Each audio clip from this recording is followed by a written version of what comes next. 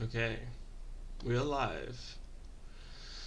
Welcome, welcome everyone to episode 29 Flooded Cinema. This is the final part of our Nativity special in the lead up to Old Calendar Nativity. And I've joined once again by The real Real Nativity, joined once again by fellow Old Calendar, fellow Julian Respecter, um, Jack Aranda. Say hello. Hello. And today, um, yeah, two amazing movies. What a great pair. One of the greatest movies of all time. And then the fourth, then Silent Night, Deadly Night 4. So, interesting choice by me. Um, One of the greatest films of all time and Night of the Hunter. yeah, yeah, for sure. Um, I've turned on, just to see what this does with my sub count, if anything. I've turned on subscribers only for the chat. So you have to subscribe. I've set it so you can subscribe for literally 0 seconds and then type something. So you could subscribe, type whatever you wanted to type, and then unsubscribe, I suppose. But I'm, hoping this will gently encourage more people to sub. Let's pump these numbers. I think this is the year of flooded basement. I think, or flooded cinema.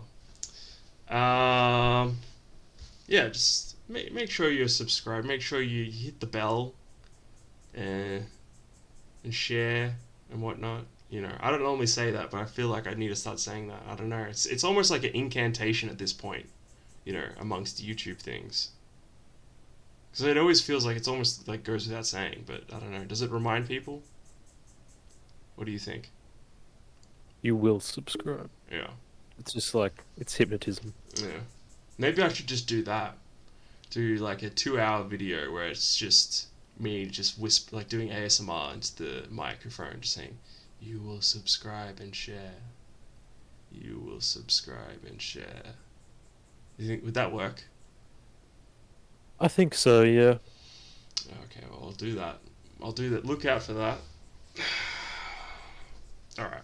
Night of the Hunter. Um, Go ahead, Jack.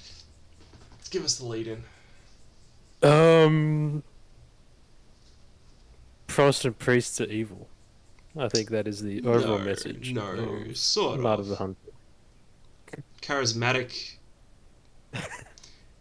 It's it's an extremely based movie. It's like an It is. It's like if Bresson made an American film, is what it feels like to me.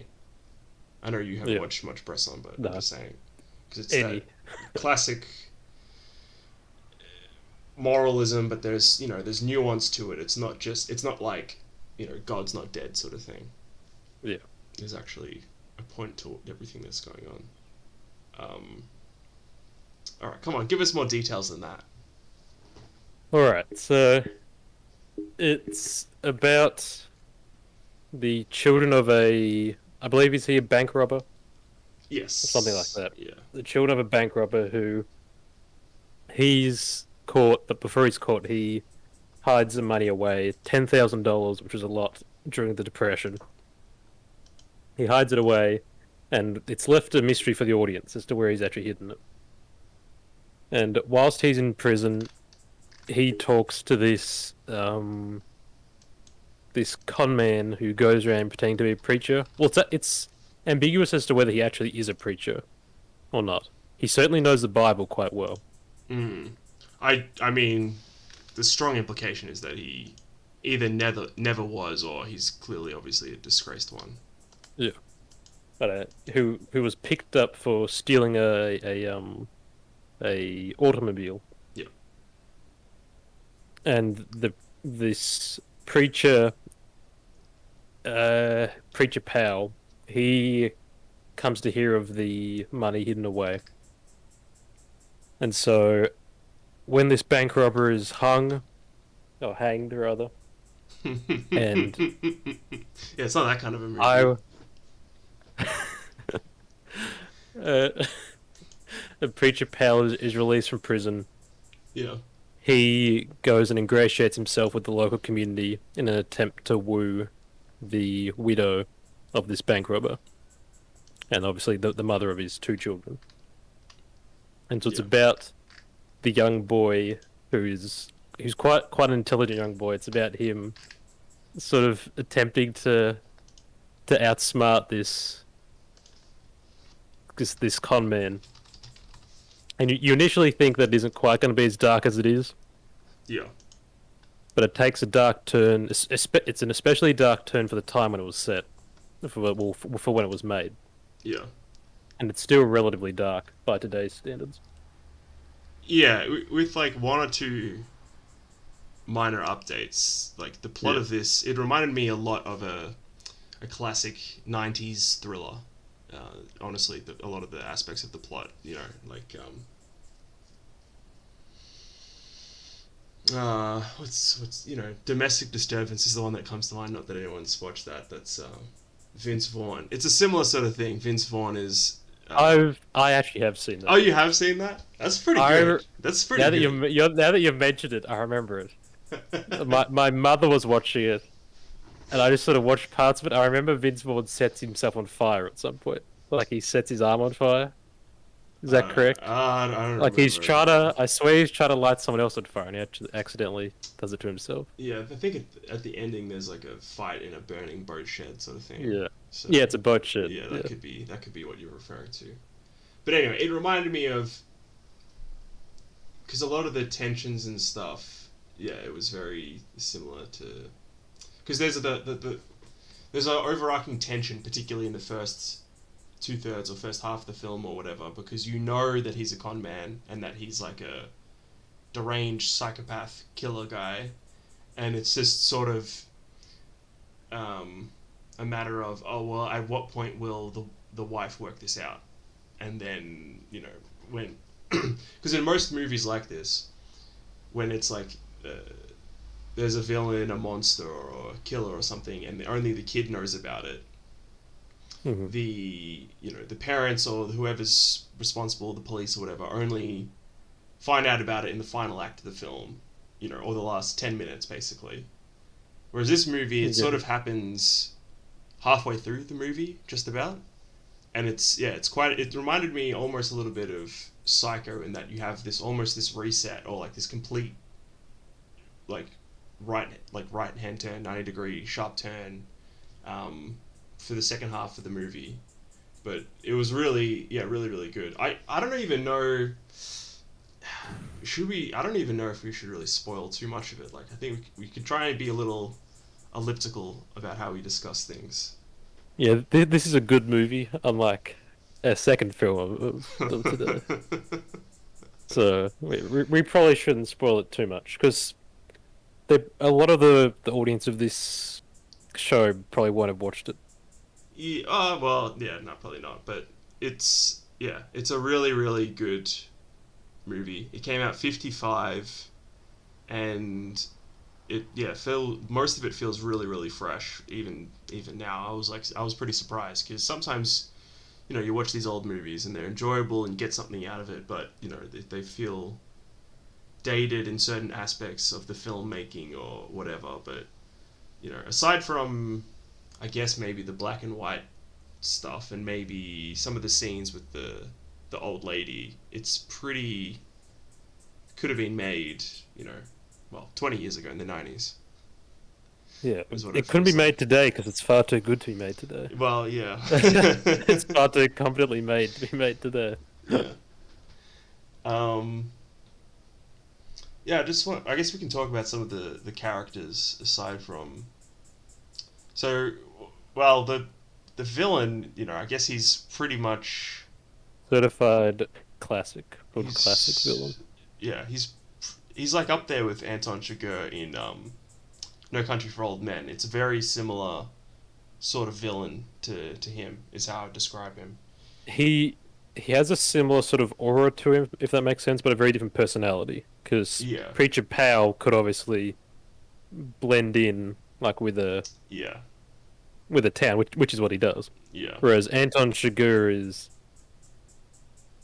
has the same sort of borderline supernatural um, sort of aura to him, but he's obviously unusual to Yeah, the people around him. yeah. And it's not just like, because I find like with some movies you have these like lying sociopath characters, and then when they sort of swap and they show their dark side is, it depends on the movie, but it the tone of his sort of, I guess, alter or dark side or whatever you want to call it is very different and unique to this movie.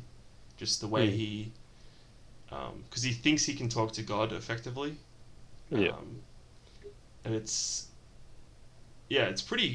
pretty creepy, and like you can see how his, because at one point he essentially explains his philosophy, this like love hate thing, and it's very, yeah, it's black and white, and it's just sort of,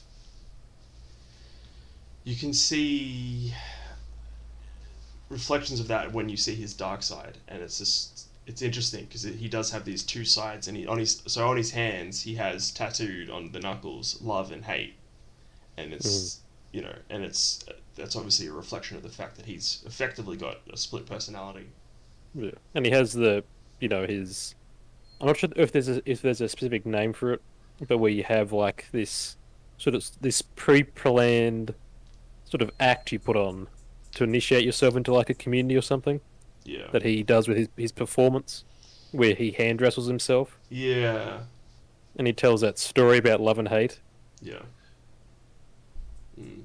And which it's he this, does. which He is he interesting. attempts to do later Yes, again. and the moral of the movie, I would say, is also knowing scripture is a good defense against, false prophets. Hmm. Because, it's interesting. So he gives his spiel, and it's this sort of love hate thing.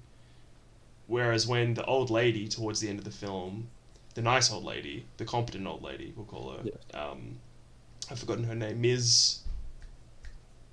Oh, whatever. But the whole time, like she's just talking to other characters about stuff in the Bible Yeah. and about like actual events, like, Moses, etc., and, Herod killing the innocents, and things like that. And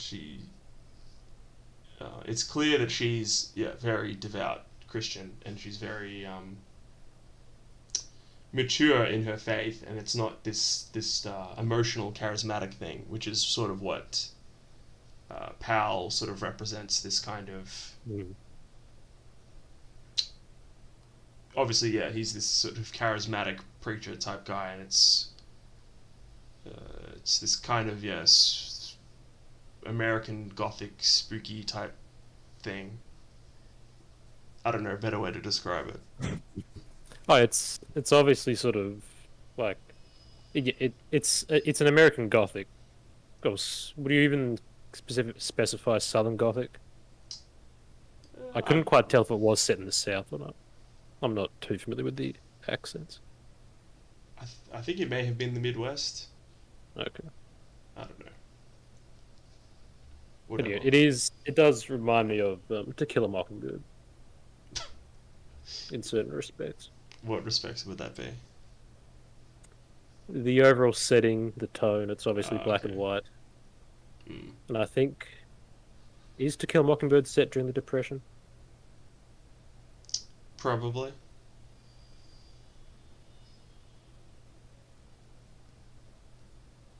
Probably. But the depression setting here is really effective because it's just sort of about, because the movie, yeah, is also about Christian suffering and suffering as an innocent person, Hmm. particularly children.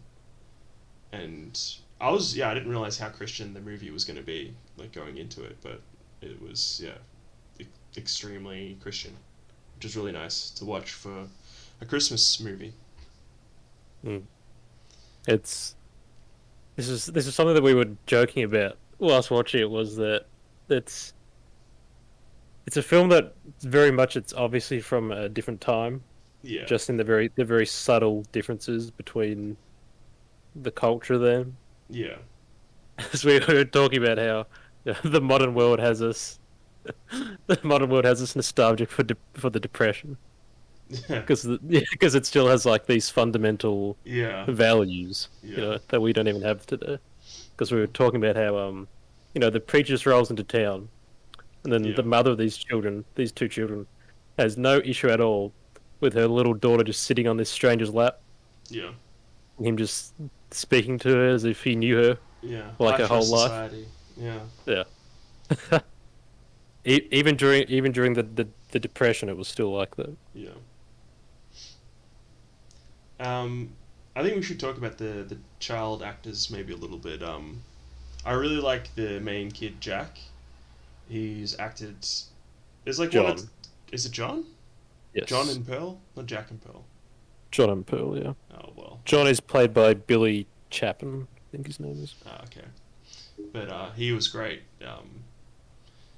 It was impressive because the whole film is pretty much just half the film is just him acting because he's the main character, and a lot of the time if you've got a kid as your main character, the acting can be spotty and whatnot. But he's pretty much perfect. I thought I really liked Yeah, him, and the sister I was think cute. this was actually his last film, I believe, Interesting. Well, as an because actor, the film didn't because do well. he was a child actor, Oh, okay. and so this was his last one, I think. Oh, okay. Yeah. Um, yeah, he's really great, and I loved the writing of his character just because it's so. We talked about this. It's so different to how they write sort of smart, bright children characters today, Hmm.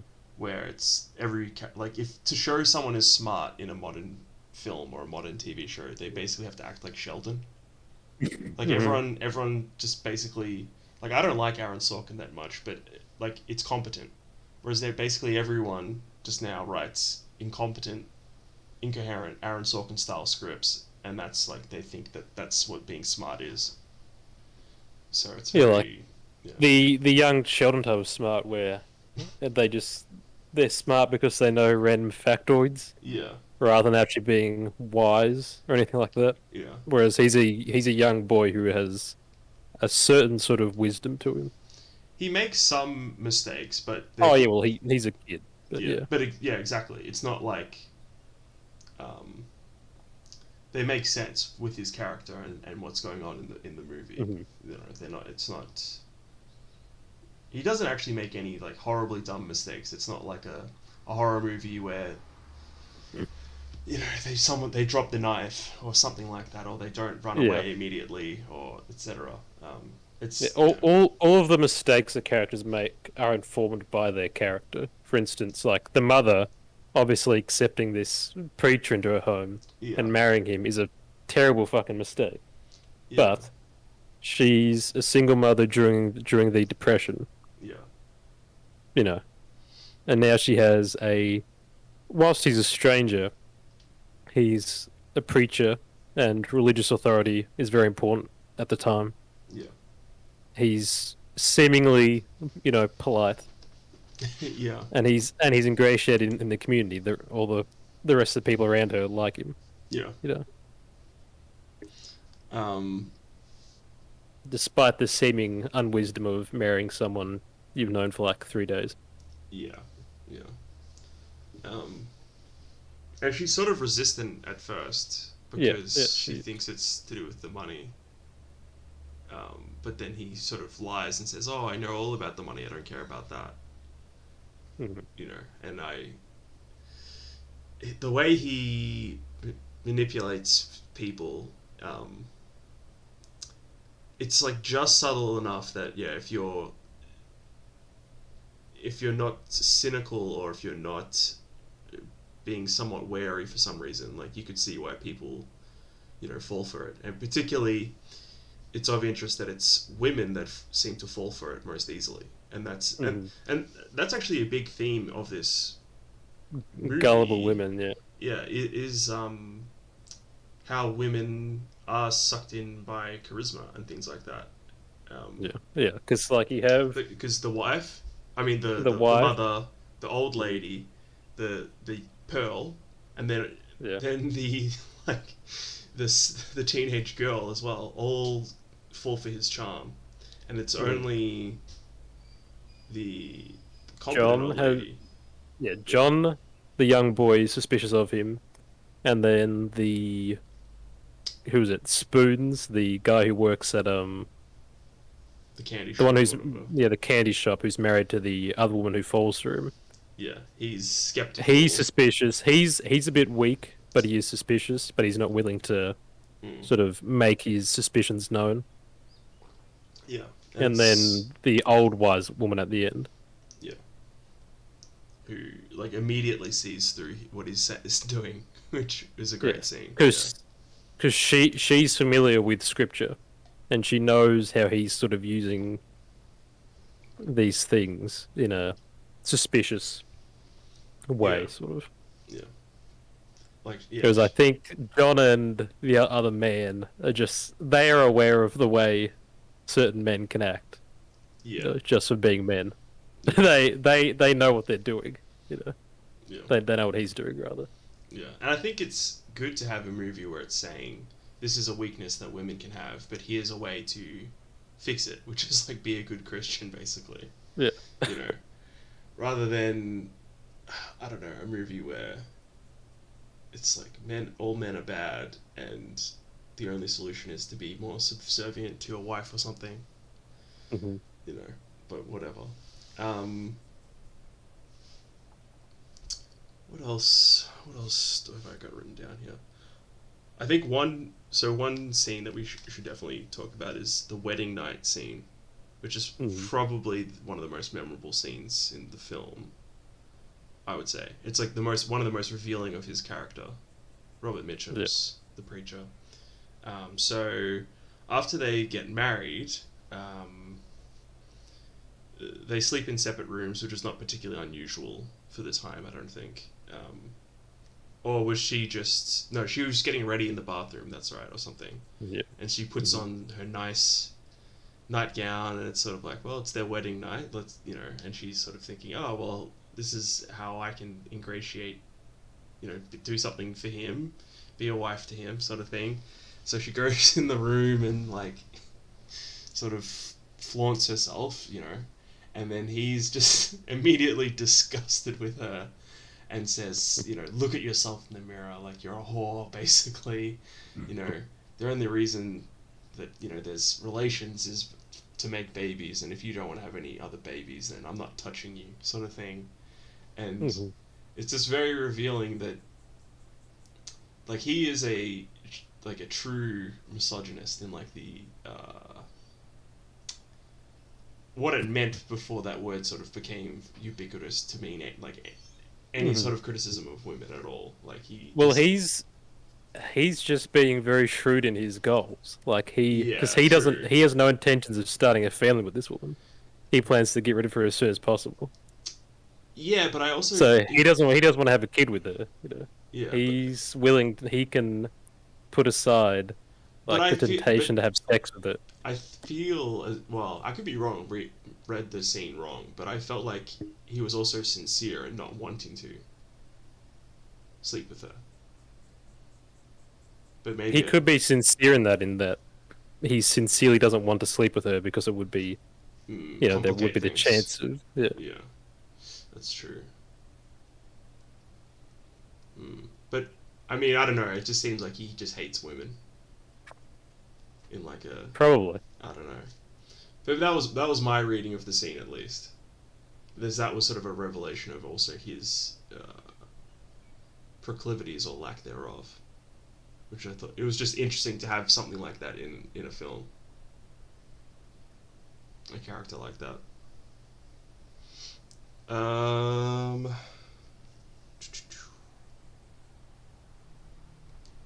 There is also yeah. See, I'm just thinking back to the first scene you're sort of introduced to him in.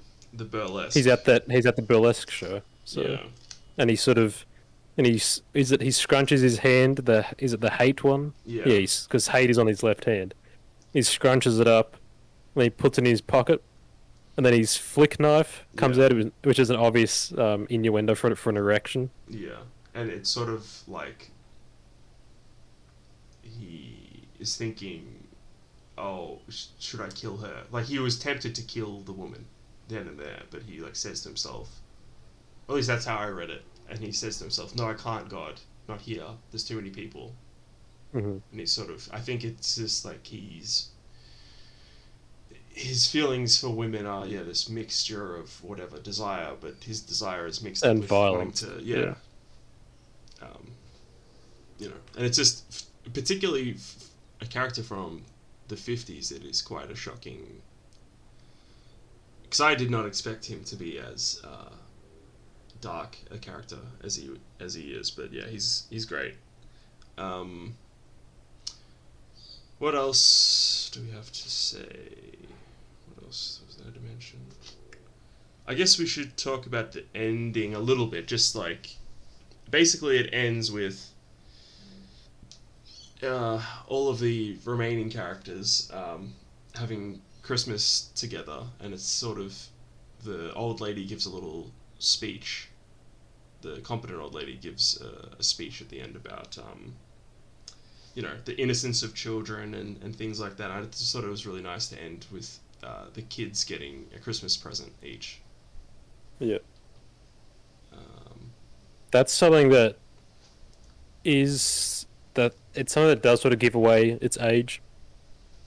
Is that it's literally just this old sort of lady who's now just giving basically a speech to the audience. yeah, that You still know, happens in movies nowadays. I am going to say The themes of the the message movie. of the film. That happens in heaps of movies now, though. Still, It does these days, but it's the way it's done now is it's a really annoying expert screaming yeah, at you. yeah. I can't think of a film we watched recently that was like that. Maybe we should talk about that at some point. I don't know. Don't Look Up is the movie we're referring to, which I do I not recommend. I suspect that it was an allegory for climate change. Yeah, maybe It on a was very it second was very watch. subtle. It was very subtle, but I Yeah, think there's hints there. yeah. Um,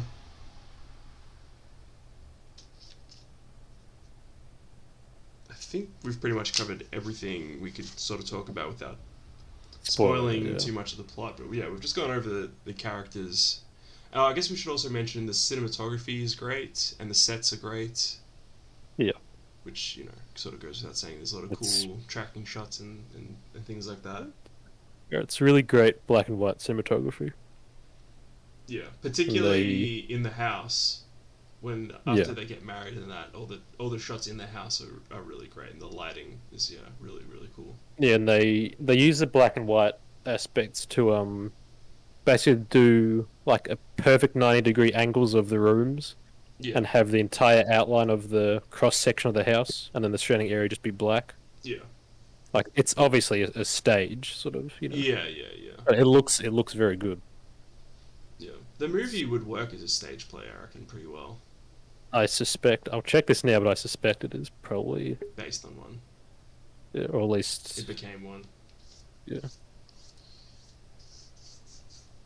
but yeah, really, really amazing film. It is. I mean, it is considered one of the best films of all time by Yeah. film snobby types. But yeah, I would say It it's was it was based off a book, not a okay. stage play. So. Yeah, Released the book was released in '53, so only 2 2 years years. Oh, before. okay, Yeah. interesting. Uh, I think we've covered everything for Night of the Hunter. But yeah, go watch Night of the Hunter. It's not even that long. Like it's what is it, an hour 50? I think so. Yeah. It's one of the greatest movies of all time. It's not. Because a lot of time, oh, it's an hour 30. So a lot of times someone says, "Oh, you should watch this movie," and then it's 2 hours 10 minutes or something, and then it's just mid. But this is a great movie, hour and a half. Dip in, dip out, and Before we sort of finish with it, it is based on a true story. The book is ah, of a guy called Harry Powers, rather than oh really? Power. Yeah. Oh really? That is interesting. Um, Harry Powers, interesting name. yes, Um, he's a bushranger actually as well yes, in he Australia. That's is trained Ned Kelly. yes. Not that anyone listening knows who Ned Kelly is, but still, maybe one. Have you watched any of the Kelly movies? I've seen the Heath Ledger film. I know there's a Mick Jagger one as well, and there's Really? the yes, and The there's show Kelly Gang has come out recently. yeah, True History of the Kelly Gang, and the first feature film ever was about the Kelly Gang as well. It's an Okay, Australian film. We were the first country to make full length feature film. so true. We actually invented. We did. Um, We unironically invented feature film. yeah, and that's why Australian movies are so good. Yeah, definitely. We actually did I make mean, good we used the seventies seventies and and the eighties. eighties. Yeah. We had a one of the best film industries in the world, and then What? they all left. All our directors left. Oh, so it was They were too basically, good. They just left and went to the United States and then or the UK. they took all the infrastructure with them. Pretty much, yeah. Dang. We occasionally make like mid stuff here. I mean, Wolf Creek 2 is pretty good. Yeah. You got to admit, for like a horror movie, that's great. Speaking of horror films, And the Babadook. The I never Babadook watched is that. very I've good. heard it was mid from No, it's reliable great. sources. It's great.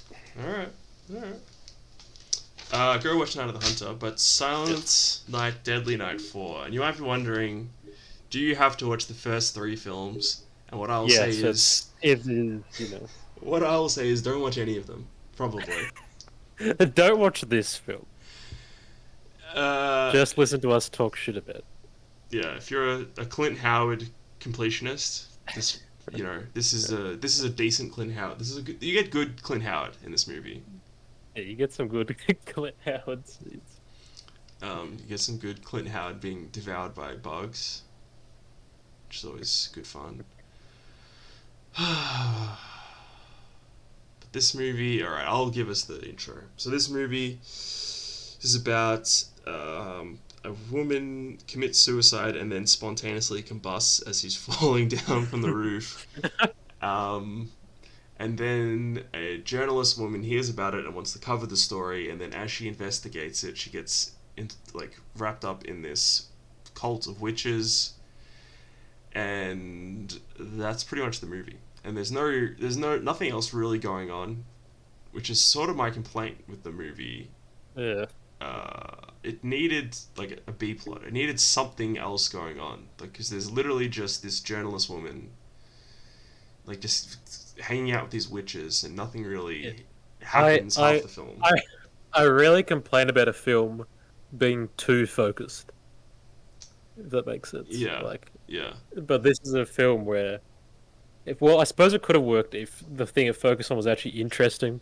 yeah. Or if, But you work out pretty early that's like, oh, these are witches and they want her to join the cult, and it's like, okay.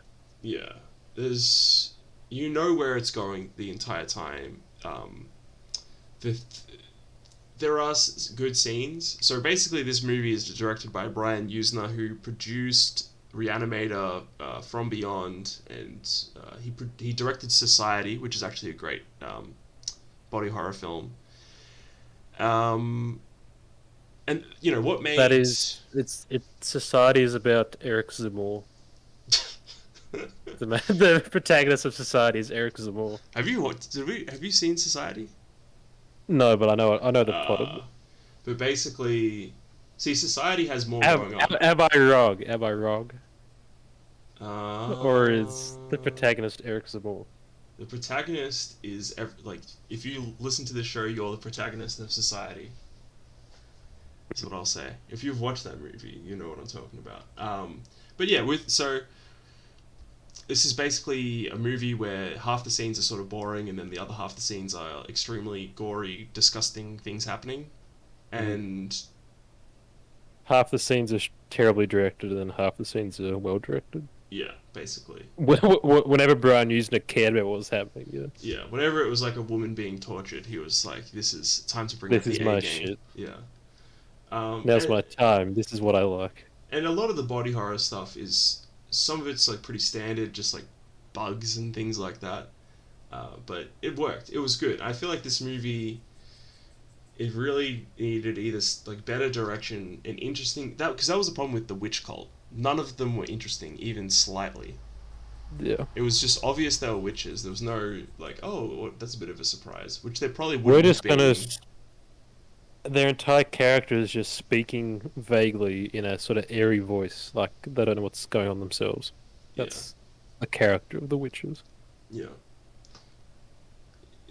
And so they really needed to make that actually interesting, but they didn't do that. Um, None of the characters are that interesting. Like the Clint main, Howard's good. other than Clint Howard, but the main actress is actually fun. She's Um, perfectly.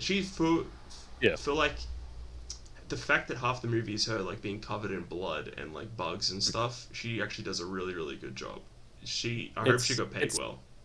it's just what she actually has. Like there isn't enough time with her just in her day to day. Yeah, yeah, Just so we get to know her a bit. There isn't enough of that, yeah, and surprisingly, despite what's happening to her, there isn't really enough that challenges her to learn about her within the context of like the bizarre happenings.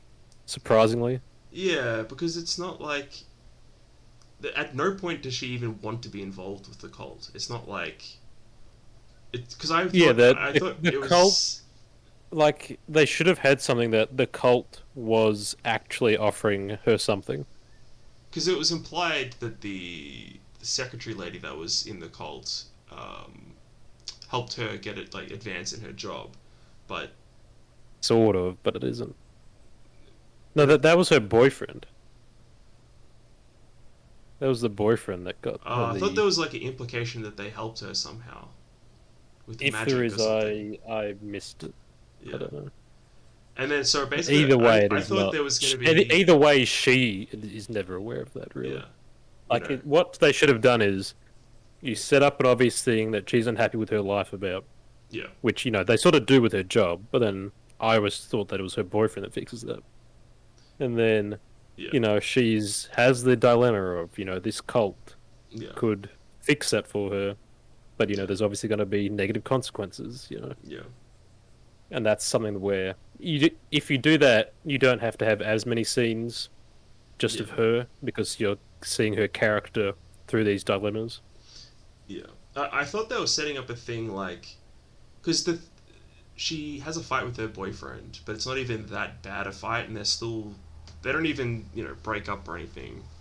Hmm.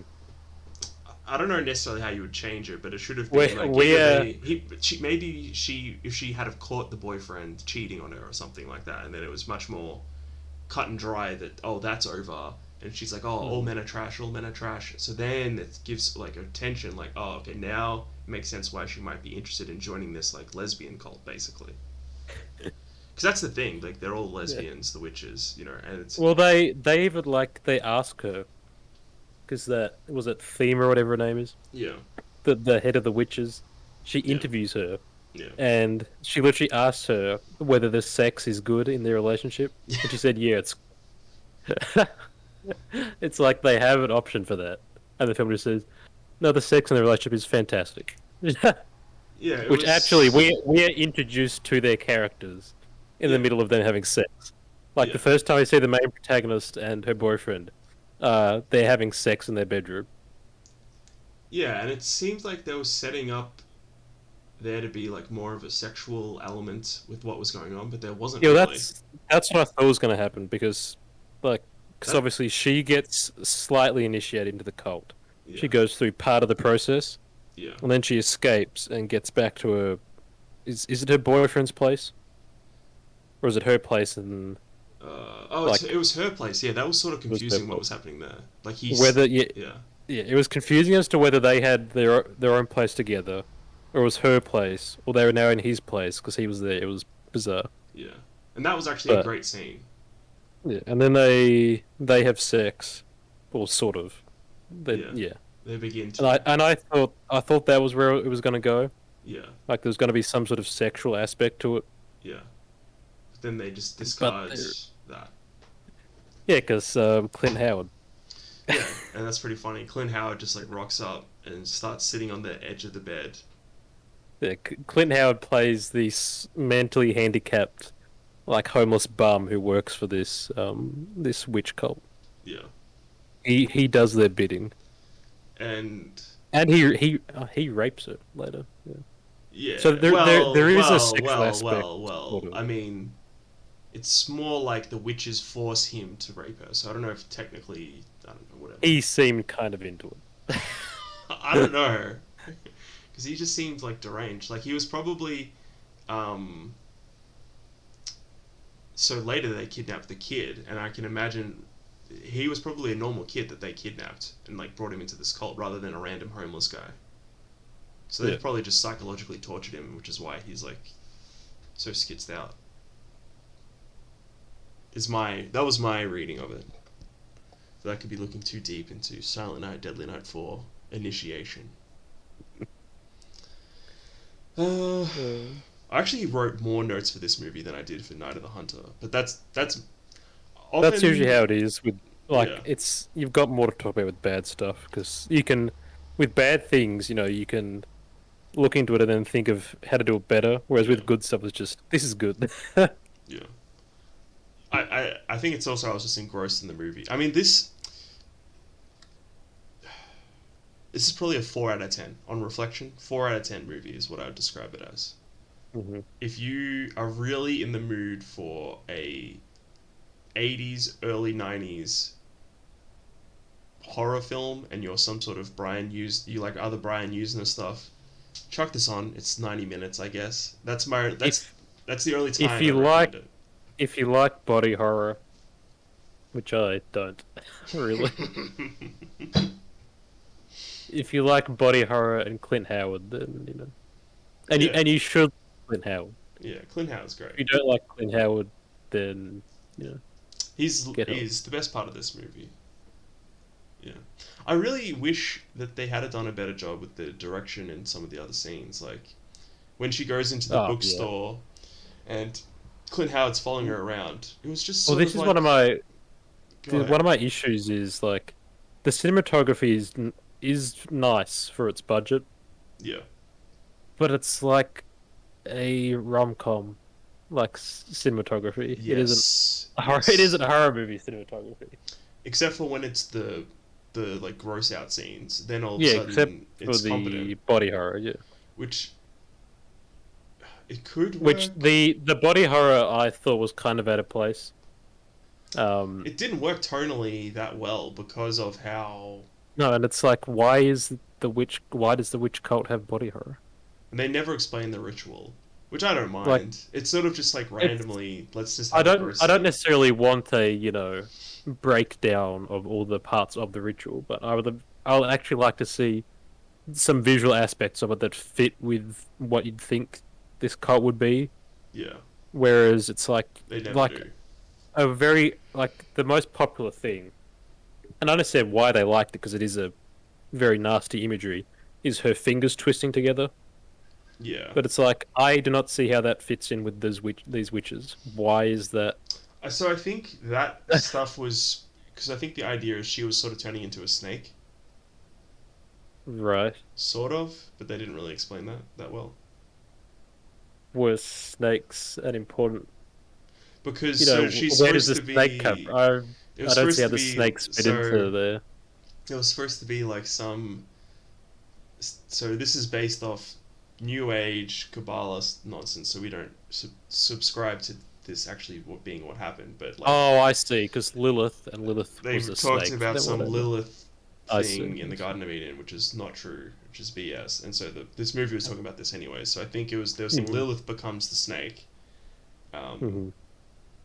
which so therefore she was sort of turning into a snake because she was sort of rejecting the initiation into the cult or something. Sort It of. wasn't clear, but the finger imagery was great, and the bugs were great. Um, Clint Howard generally close ups on his face, pretty good. Hmm. Um, there's that hilarious shot of him at the end just getting killed by the bugs. It didn't really make sense. How did he get killed again? Because he's okay. So like to complete her initiations, she has to kidnap the brother of her boyfriend, And that scene was and hilarious, actually. yes, and sacrifice him. And she refuses to do it. She sort of tries to get away with him, and the lead witch is gonna kill her. She's gonna stab her with a sacrificial dagger, and Clint Howard steps in because for some reason he likes her. I don't know. Like That was sort of he unclear. he was forced to rape her, so I guess they have a connection there. Uh, Yeah. but he steps in front of her, and so that the lead witch just disembowels him, Oh, that's right. That's right. and he falls over, and then in the next shot, he has been instantly swarmed by these parasite things, and they're just munching away. And they thought, this is totally consistent. This won't be funny at all. In the I middle of a dramatic climax. but Brian Usner isn't trying to make his films aren't like they're not he's not trying to make like Halloween or The Shining where it's out and out supposed to be sort of creepy and disturbing. I think there's a B element, very deliberate B element here, and it's sort of but yeah, I don't know. That shot was like, and the editing to that shot was just so comical. It was just like hard cut. It was Like, yeah, it was literally just a hard cut. hard cut too. He fell over, and then it was literally a hard cut. He's instantly been swarmed by them. It wasn't like there was a bit of a scene between that, and then it cut back to him, and Yeah. then managed to get over to him. They were literally on the other side of the roof, and by the time he'd been stabbed and fall over, those parasites were instantly on him, devouring his corpse. So, my question is now: after you've watched a few more horror movies with me, what do you Mhm. think? What do you think of upon reflection? Brain Dead, Dead Alive. Is that gone up in your estimation? Would you say? Yeah, like that's a movie that I really like. Like it's a well-made film. Yeah. It's just how much gore I can handle. Like I might watch it again in 5 years. Like my gore, like how much Tolerance. gore I can handle will have reset. I would say And I this can watch that movie's music. Yeah. not too gross. I would say the grossest scene is like the first one with the giant cockroach and stuff like that, and her vomiting. That was Hmm. gross. I thought it was hilarious when she was reading the book about the witches, and there's this spiral symbol, and then she looks at her like plate of spaghetti, and all of a sudden it was in the same spiral. That Yeah. was pretty funny. Um, and there was that great. I like that effect of the spaghetti moving, like and turning into a hand was cool. Um, I feel like it should have ramped up. It like the I don't know if you can hear that helicopter. No, I can't. Okay, good. It's just the feds coming to arrest me. Um, yeah, it just didn't quite click this movie, and I other movies this guy has been involved in are much better because they've got the competence with the gross out stuff, but then also the plot is actually interesting or actually funny with good characters and stuff as well. Yeah, whereas Yeah, it is this, it is no Black Christmas. The characters in this are not. no, Yeah. no. So let's see if I've got any other notes. Oh, we forgot about the Chinese guy. That was one of the funniest things ever. Oh yeah. So at one point, she meets this Chinese butcher, and it was so obvious that he was a Chinese, like an American Chinese, Chinese American, whatever the term is. Yeah, with like Uh, just with just a regular American accent. and so you could tell he was putting on a fake, thick Chinese accent, but he was bad at doing it, Yeah. and it was unbelievable. Well, it would be like anybody else trying to do, like a sort of Chinese. I feel like I was better at a Chinese accent than him, Yeah, you would be. but yeah, it was like you trying to do a Chinese accent. Yeah. But that was, I just thought that was so funny, like having a guy so obviously, like, I guess maybe he felt bad about doing the accent and he didn't want to do it as much, or I don't know, he just didn't commit. It was very strange, very strange. Because clearly they wanted him to be like, they say you Blade Runner type guy, but he Uh-huh. but he just like he didn't either. All He he didn't, was doing, all he was doing was missing words. So it was like in the office when Kevin is at why use many word when few word do trick. That was just how he was speaking Yeah, because he wasn't actually doing an accent. He was just yeah, dropping words yeah. We don't. and speaking like a retard. Yeah, that was great. All right, now let's see notes. Bad Chinese accent. Yep. Although the chalk outline was still there on the ground. Mm. Like, Yeah, because they have because it's the chalk outline of the woman who falls from the building, yeah, and like her legs are on fire, and they do the chalk outline for a top half, and yeah, then the bottom half just fades into this smudge on the yeah. pavement. Which doesn't make sense because the chalk would be above the burning stuff. Yeah. So anyway, um, what else have I got written here? And Yeah, they just leave the chalk outline there. It's yeah. hilarious. Just watch Rosemary's Baby, I guess, if you want to watch a witch cult movie. But that movie is pretty disturbing. I haven't actually seen Rosemary Oh, Baby. it's it's really good, but it's Roman Polanski. Roman Polanski, which I like Chinatown, but this movie in particular is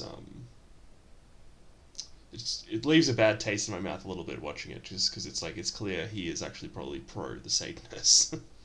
Is the feeling you sort of walk away with, but it's on anyway. You can listen to the episode on Flooded Cinema.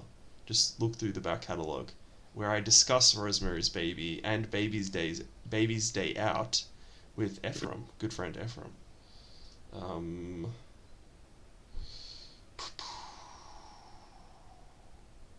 yeah, yeah. This movie sucks. Yeah, there was like an opportunity there to do if the script had have had just one or two more things going on, and they played up got a better actress for the main witch, because even if the writing was bad, they could have gotten someone that was like interesting.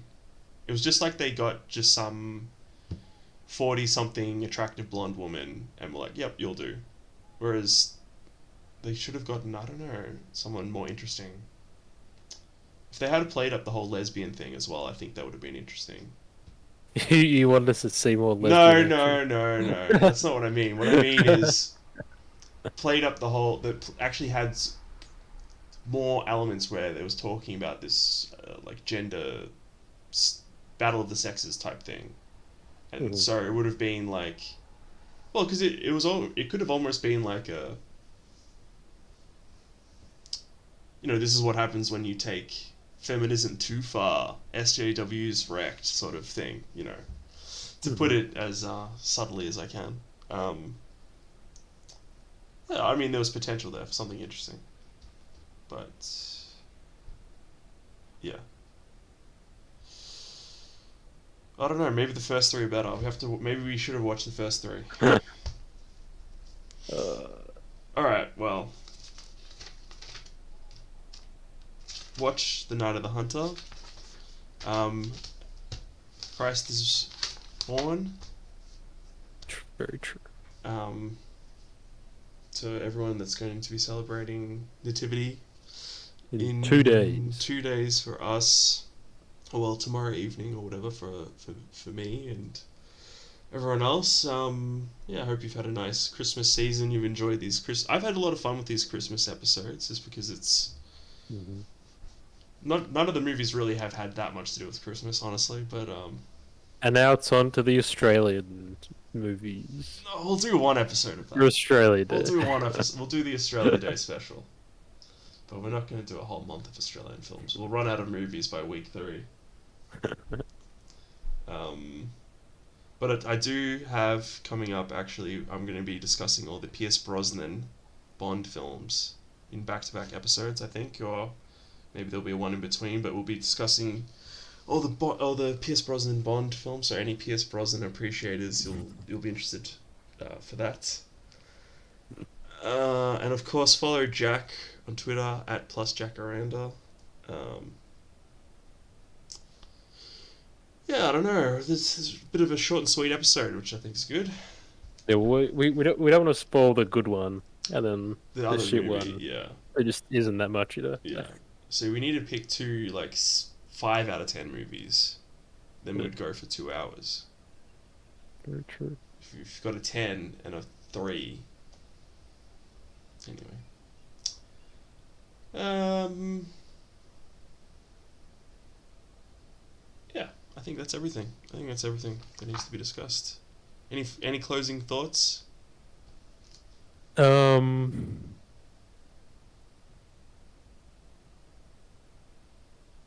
no. Very pregnant pause there. All right. Um, good night. Merry Christmas. God bless you all.